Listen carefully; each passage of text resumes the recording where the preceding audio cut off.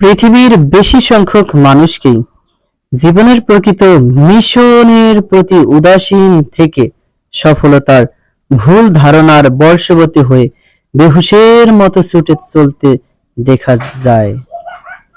এই জীবনে টাকার পাহাড় গড়তে পারা, বিশাল অট্টালিকার মালিক হওয়া, বহু সংখ্যক ব্যবসায়িক প্রতিষ্ঠানের মালিক হওয়া, বিলাসী জীবন যাপন করতে পারা এবং প্রভাব প্রতিপত্তিতে অপরকে ছাড়িয়ে যেতে পারাকেই তারা মনে করে সফলতা।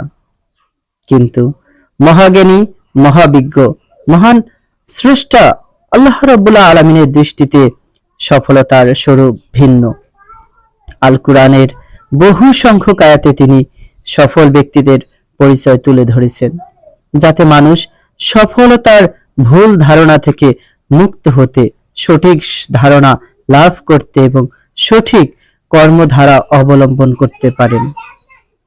আল্লাহ রাব্বুল আলামিন বলেন, জেনে রাখো, যারা আল্লাহর বন্ধু, যারা ঈমান এনেছে এবং তাকওয়া অবলম্বন করেছে, তাদের কোনো ভয় ও চিন্তার কারণ নেই। দুনিয়া এবং আখিরাতে উভয় জীবনেই তাদের জন্য সুসংবাদ। আল্লাহর কথা পরিবর্তিত হবার নয়, এটি বড়ই সফলতা। সুবহানাল্লাহ।